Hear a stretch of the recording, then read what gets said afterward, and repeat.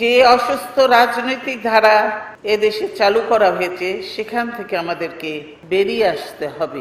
ভবিষ্যৎ প্রজন্মকে দেখাতে হবে নতুন সম্ভাবনার পথ।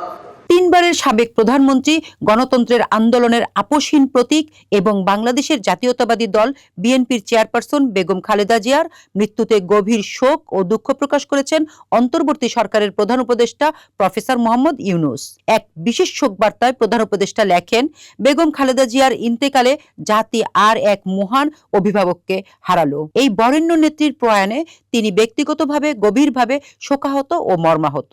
প্রফেসর ইউনূস উল্লেখ করেন, বেগম খালেদা জিয়া কেবল যে একটি নির্দিষ্ট রাজনৈতিক দলের নেত্রী ছিলেন তা না, বরং তিনি ছিলেন বাংলাদেশের ইতিহাসের একটি অত্যন্ত গুরুত্বপূর্ণ অবিচ্ছেদ্য অধ্যায়। তার দীর্ঘ সংগ্রাম এবং জাতির প্রতি অবদানের স্বীকৃতিস্বরূপ বর্তমান সরকার চলতি মাসেই তাকে রাষ্ট্রের গুরুত্বপূর্ণ ব্যক্তি হিসেবে ঘোষণা করেছিলেন।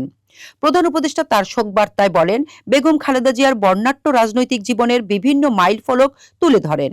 তিনি বলেন যে বাংলাদেশের গণতন্ত্র পুনরুদ্ধার, বহুদলীয় রাজনৈতিক সংস্কৃতি প্রতিষ্ঠার সংগ্রামে তার ভূমিকা চিরস্মরণীয় হয়ে থাকবে। তার বলিষ্ঠ ও আপোষহীন নেতৃত্বের কারণেই জাতি বারবার স্বৈর শাসনের জাতাকল থেকে মুক্তি পেয়েছে।